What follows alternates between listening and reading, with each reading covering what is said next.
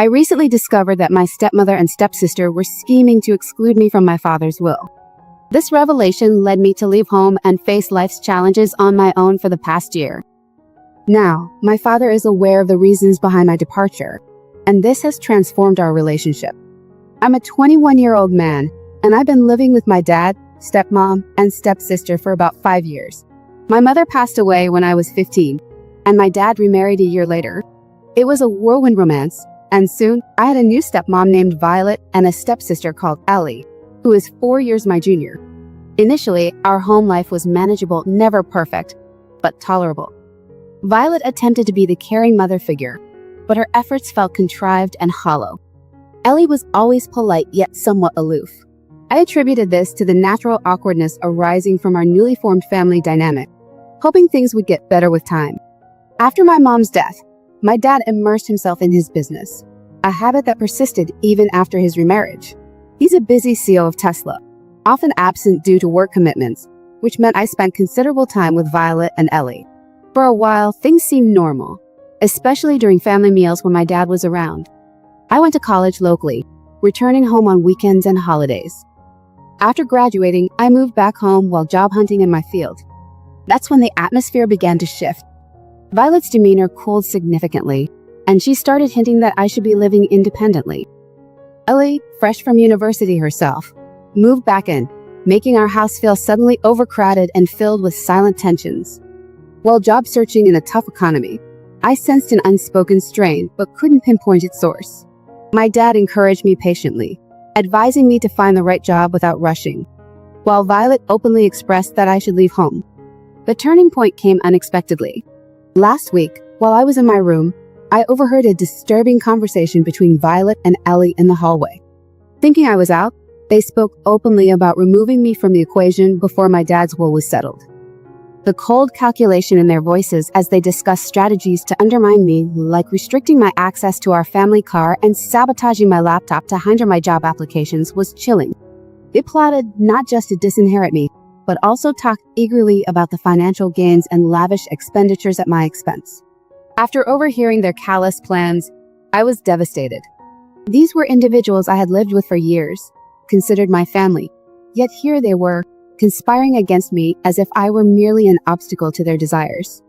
The days that followed were incredibly tough. I struggled to maintain a semblance of normalcy around Violet and Ellie, whose every glance now seemed laden with secretive, scheming intent. The experience has profoundly shaken my trust and altered my view of what I once thought of as my family. After discovering my stepmother Violet and stepsister Ellie plotting to exclude me from my dad's will, I grappled with whether to tell him. He seemed genuinely content with Violet, and I didn't want to disrupt his happiness with what might seem like baseless accusations. It would be their word against mine, and I wasn't certain he would believe me over them. Instead of confronting the situation directly, I chose to subtly plan my exit. I reached out to friends to see if anyone needed a roommate and intensified my job search, even applying for roles I had previously dismissed as unsuitable.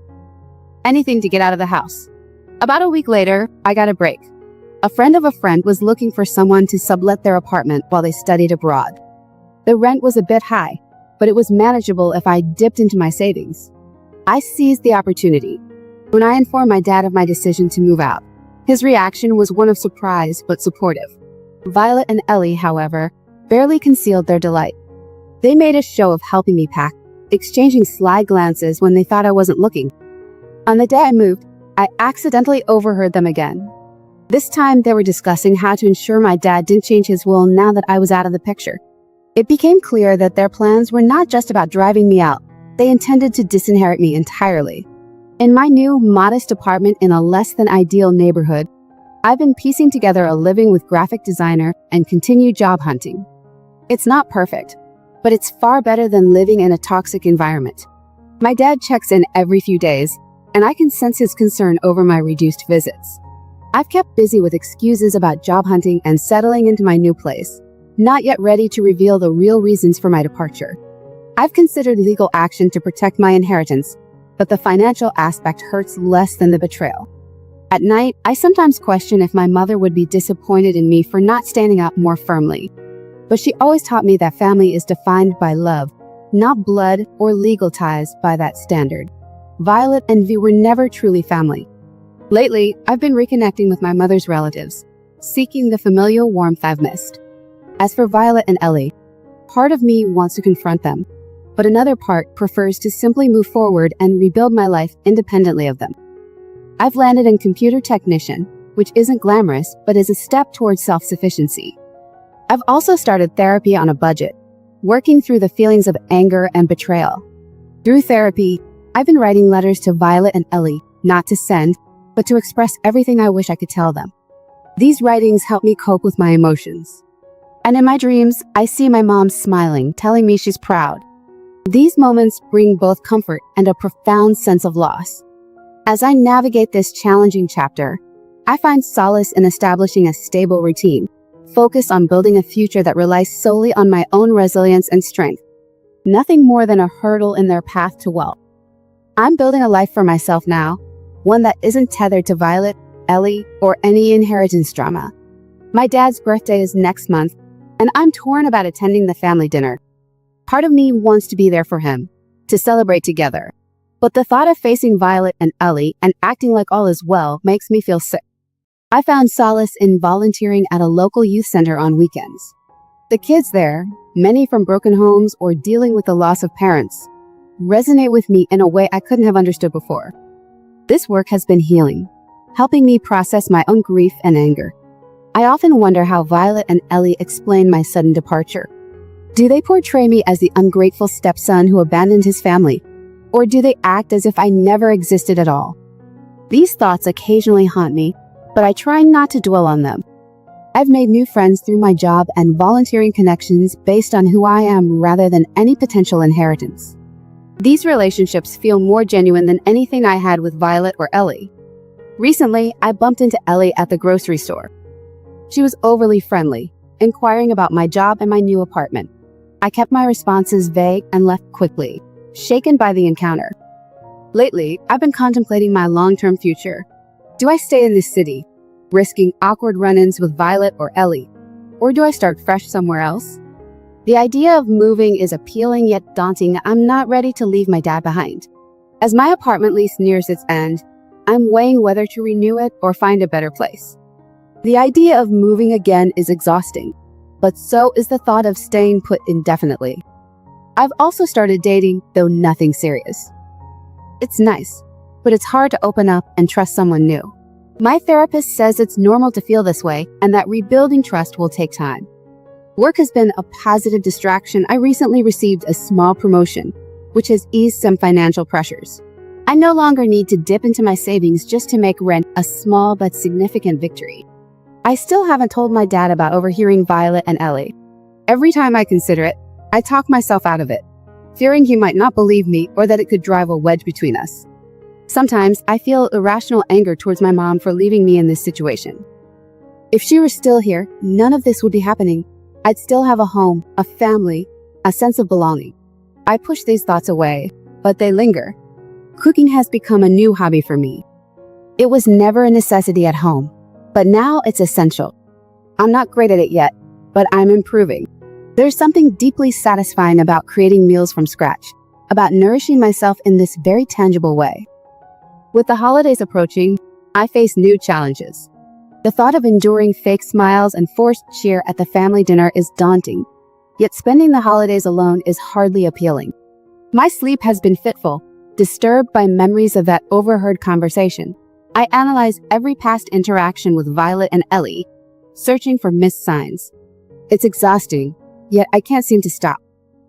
I've considered confronting Violet and Ellie, letting them know I heard everything. But what would that achieve? They'd likely deny everything or twist the narrative, potentially complicating things with my dad even further. Some days I manage just fine. I go to work, come home, and carry on with life. Other days, the weight of everything that's happened is overwhelming, making it difficult to even get out of bed. Despite these challenges, I'm committed to forging a path forward, one step at a time, building a life that's defined by my choices, not by the shadows of a family that never really was. I was never the target of her and her mother's scheming. I've started to keep a journal, documenting my thoughts and feelings every day. It's therapeutic to pour everything onto the page. Perhaps one day, these entries will serve as a testament to my journey and how much I've overcome. As I hit the 3-month milestone of living independently, I find myself reflecting on the immense changes in my life. The person who overheard that fateful conversation seems like a stranger now. I've grown stronger, yet in some ways I feel more vulnerable. I'm learning to stand on my own, to build a life that's shaped by my own efforts, not swayed by the whims or wealth of others. I'm unsure of what the future holds. Will I ever confront Violet and Ellie? Will I share the truth with my dad? Can I move past this betrayal and trust others again? These questions linger unanswered as I focus on building a life that's uniquely mine. It's challenging and far from the life I envisioned, but it's authentically mine, and perhaps that's enough. It's been a year since I moved out of my dad's house, spurred by overhearing the sinister plot concocted by my stepmother and stepsister. Much has changed, and not all for the better. I've been remiss in updating this post. Life has been overwhelmingly busy, between work, therapy, and simply trying to stay afloat, leaving little time for news. But I know many of you have been curious about the developments, and I appreciate the support and kindness you've shown, especially during those initial tough months. Your encouragement has been a beacon during this dark period. I'm still at the same job I landed after moving out. The work is fine, but the pay is barely sufficient to cover my expenses. I've been searching for something better, but the job market is unforgiving, and each rejection feels like a personal defeat. My relationship with my dad has become strained. I've avoided family gatherings and made excuses not to visit. He's called more often, sensing something is amiss. It pains me to deceive him, but I'm not ready to disclose the real reasons for my departure. I attended his birthday dinner a few months ago, and it was as uncomfortable as I anticipated. Violet and Ellie put on a show of concern and curiosity about my life, their eyes calculating, likely gauging whether I was struggling enough to relinquish any claim to the inheritance. I left early, using work as an excuse. The holidays were particularly hard. I told my dad I had to work during Christmas, but in reality, I spent the day alone in my apartment, eating a microwave turkey dinner and watching classic films. It was lonely and melancholic, but preferable to the facade of a happy family reunion with Violet and Ellie. Lately, I've been contemplating telling my dad the truth more seriously, but I always stopped short. What if he doesn't believe me? What if it drives a wedge between us, or worse, what if he believes me but chooses to stay with Violet regardless?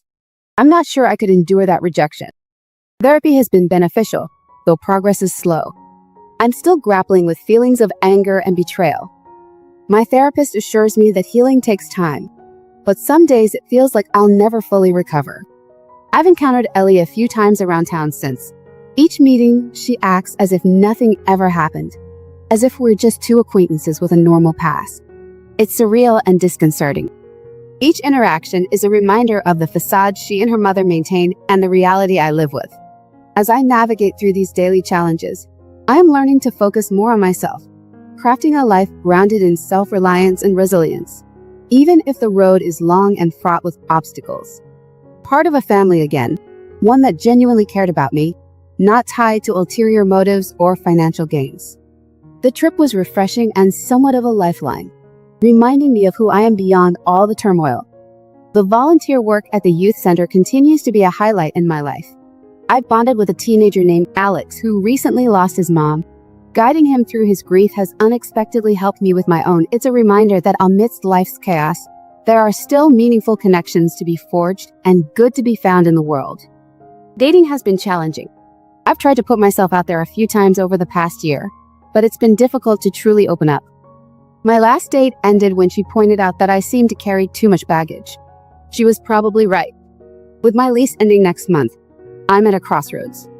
The thought of moving is daunting, yet I'm growing increasingly weary of my small, noisy apartment. I've begun looking at other places, considering even a move to a neighboring city for a fresh start. Reconnecting with my mom's sister, Aunt Ella, after so long was initially awkward, but quickly felt right. We hadn't spoken since my mom's funeral, and rekindling that relationship felt like rediscovering a part of myself I had lost. She invited me to spend a weekend with her family, and despite the daunting prospect of explaining my current life situation, I'm seriously considering it. Work has been stressful with looming layoffs. As one of the newer employees, I'm anxious about being let go. The fear of losing my job is overwhelming, considering my dwindling savings. Nightmares about ending up homeless or being forced to return to my dad's house to face Violet and Ellie haunt me. I wake up drenched in sweat, heart pounding, and it takes hours to calm down enough to fall asleep again. My recent birthday was low-key. Dad called, and a few friends took me out for drinks, but it was hard not to reminisce about past celebrations when my mom was alive. The stark contrast made the day feel even more somber. I often find myself talking to my mom's photo and expressing my frustrations. It might seem childish, but it's a comforting ritual that helps me process my feelings. My resentment towards Violet and Ellie remains strong, occasionally consuming my thoughts with fantasies of confronting them and exposing their deceit in front of my dad. In these daydreams, they confess, and Dad sends them away. But I know these are just fantasies. I've consulted with a lawyer about my options regarding the inheritance, but without concrete evidence, my options are limited. He suggested discussing a trust with my dad, but I'm not ready to open up about everything yet. My health has suffered under the strain of ongoing stress. I've lost weight, and my doctor has noted elevated blood pressure. He's advised finding ways to relax, easier said than done. I've toyed with the idea of moving to a new city to start fresh, where I won't have to worry about running into Violet or Ellie. But the thought of leaving my dad and potentially never seeing him again is too painful to seriously consider. Yet, amidst the darkness, there have been moments of light. I've made some good friends at work and through volunteering, people who appreciate me for who I am, not for any potential inheritance. I've also picked up new hobbies like learning to play the guitar and running. While I'm not particularly skilled at the guitar yet, the process of learning has been immensely satisfying. Running has become more than just a physical activity, it's a mental release, a way to momentarily escape my troubles. As the one-year mark of my move approaches, I find myself wrestling with anxiety over my perceived lack of progress.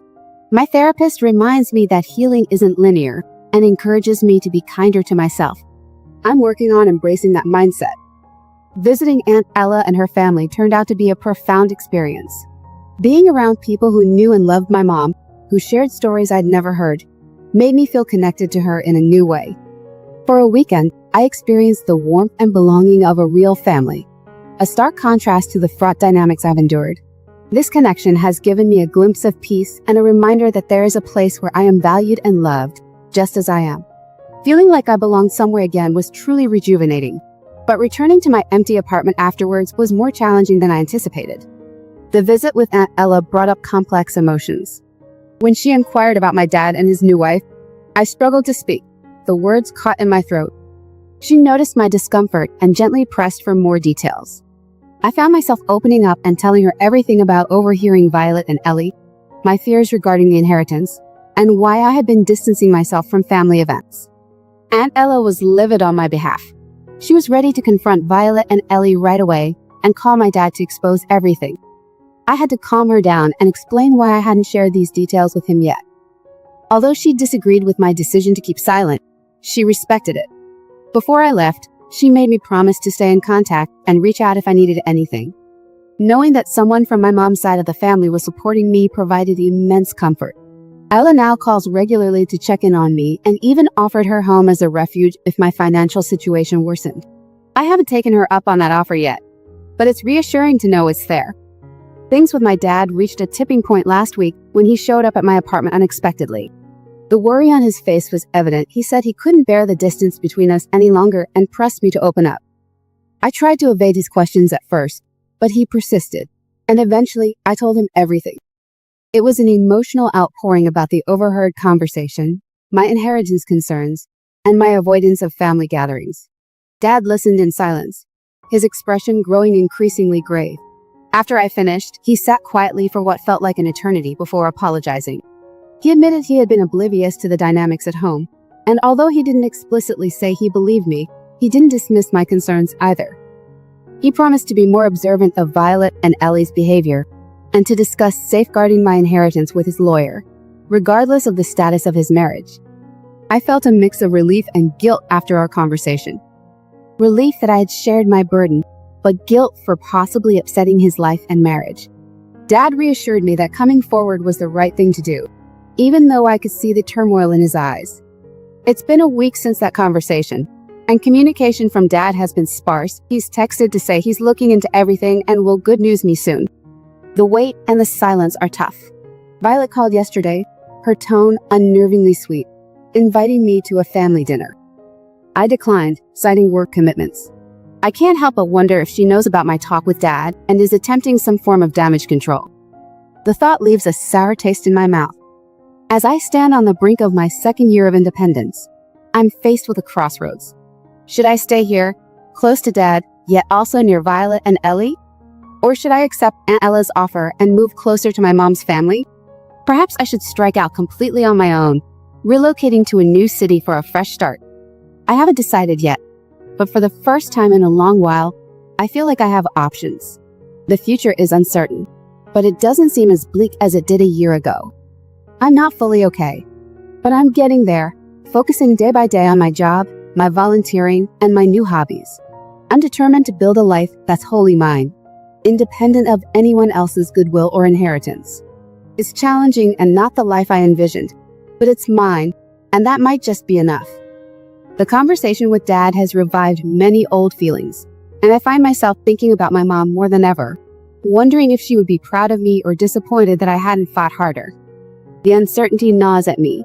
The waiting for dad's life is excruciating, and I find myself jumping at every phone notification, anxious for any news.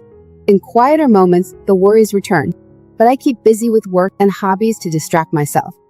Recently, Ellie tried to friend me on social media. I ignored the request, unsettled by her motives. Is she trying to keep tabs on me, or is it another ploy to maintain the illusion of a happy family? Either way, I want no part of it. As I ponder my future, I remain vigilant, cautious, and increasingly hopeful as I navigate this complex journey. Before, I had only vague ideas about possibly going to grad school or advancing in my career. Now, it feels like I'm stuck in survival mode, just trying to keep my head above water. I wonder if there will ever come a time when I can think about the future without being clouded by anxiety. The lease on my apartment is up next week, and after a lot of contemplation, I've decided to move to a slightly better place in a different part of town. It's not a big change, but it feels significant a step toward moving forward rather than remaining stagnant. I had dinner last night with Alex, a young man from the youth center where I volunteer. He's off to college soon and wanted to express his gratitude for the support I've provided over the past year.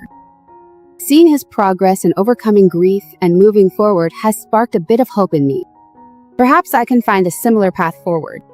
As I pack up my apartment, I reflect on where I was a year ago, leaving my family home with just a suitcase and a broken heart. Now I have a job, an apartment, and friends. It's not a lot, but it's something I built on my own. There's a sense of pride in that, despite the lingering pain and uncertainty. I'm still waiting to hear back from my dad about the investigation. The silence is tough to bear, but I'm trying to stay patient. No matter what happens, I know I can handle it. I've already survived betrayal, loneliness, and uncertainty. Whatever comes next, I'm ready. For now, I'm focusing on my move, setting up my new apartment, and making it feel like home. I'm continuing to build a life that's entirely my own, independent of the drama with Dad, Violet, and Ellie. It's not the life I envisioned, but it's the one I'm living, and for today, that's enough. About 3 months, and quite a bit has happened. After our conversation where I told him everything, Dad spent weeks gathering evidence. He hired a private investigator, checked financial records, and even orchestrated a sting operation. He discovered enough evidence to confirm everything I'd told him and more. It turns out Violet and Ellie had been siphoning money from his accounts for years. They made small withdrawals here and there, which went unnoticed but eventually added up to a significant amount. They had also been trying to manipulate him into changing his will. When Dad confronted them with the evidence, chaos ensued. Violet initially denied everything, but then tried to shift the blame onto Ellie. Ellie, overwhelmed with guilt, confessed to everything and implicated Violet. Ultimately, Dad filed for divorce and is pressing charges against them for financial fraud. Violet and Ellie have since moved out and are staying with Violet's sister in another state. I have mixed feelings about all of this. On one hand, I feel vindicated. Everything I feared and overheard was true. On the other hand, it's painful to see Dad go through this turmoil. He thought he loved Violet, and realizing it was all a lie has been devastating for him. We've been talking more, and he has apologized repeatedly for not noticing the signs earlier. I've forgiven him, but our relationship is still a bit strained. We're working on it though, starting with weekly dinners together. It's awkward sometimes, but it's a start. I'm settling into my new apartment, which feels like a fresh beginning, truly mine, with no ties to Violet or Ellie. I've been furnishing it slowly, turning it into a comfortable home. Work has been going better as well. The layoffs I feared didn't happen, and I even received a small raise. It's not a lot, but it's enough that I'm no longer living paycheck to paycheck. I've started saving a bit each month, which feels like a small victory. Therapy continues, and my therapist notes that I'm making progress, even if it doesn't always feel that way. The feelings of anger and betrayal are still there, but they no longer consume my every thought. I'm learning to live with what happened, not letting it define me, and focusing on the positives in my life. Each day, I take another step forward, building a life that's authentically mine. Lately, I've been reconnecting with my mother's side of the family, and it's been a blessing to have Ella by my side. She's like a second mother to me, always ready to offer advice or just listen when I need it. I've also been spending more time with her family, getting to know my cousins again. It's comforting to feel part of a family, even though it's different from the one I grew up with. Dating has been a bit of a mixed bag. I've been out on a few dates, but haven't found anything serious yet. Trusting new people is still a challenge, something my therapist says is perfectly normal and will take time to overcome. I'm learning to be patient with myself. My dad and I recently discussed his decision to set up a trust fund for me, separate from his personal assets. He wants to ensure I'm taken care of, regardless of what the future holds. While I insisted it wasn't necessary, he was adamant it's his way of making amends. Dad also mentioned selling our family home due to the many painful memories associated with it. While part of me is sad to see it go, it is my childhood home. After all, I understand his need for a fresh start. Recently, I had an awkward encounter with one of Ellie's friends who blamed me for some past troubles. I chose to walk away rather than engage, realizing that their opinions no longer matter to me. I know the truth, and that's enough. Work has been a great distraction. I've been dedicating myself to my job, taking on extra projects. My efforts haven't gone unnoticed. My boss has even hinted at a potential promotion. It's rewarding to feel appreciated and to see my hard work paying off. Dad and I are planning a simple trip together, just a weekend at a nearby lake where we used to camp when I was a child. It feels like a positive step towards mending our relationship and creating new, happier memories. Aunt Ella recently gave me a box of my mom's old belongings, photos, letters, and some of her jewelry. Going through these items was emotional but also healing. It's a tangible connection to her, which I treasure. I've also been reaching out to old friends, reconnecting with those who were there before things went south with Violet and Ellie.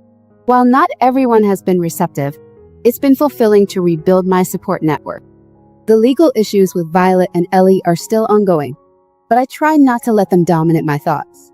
They will face the consequences of their actions, but I'm focused on moving forward, not letting their fate control my life. Looking ahead, I'm even considering going back to school for a master's degree. For the first time in a long while, I feel capable and ready to take on such a commitment. There are still tough days, but the good ones are becoming more frequent. I'm not fully okay yet, but I'm on my way. I'm building a new life, one that isn't defined by past hardships. It's not the life I envision, but it's uniquely mine, and I'm eager to see what the future holds.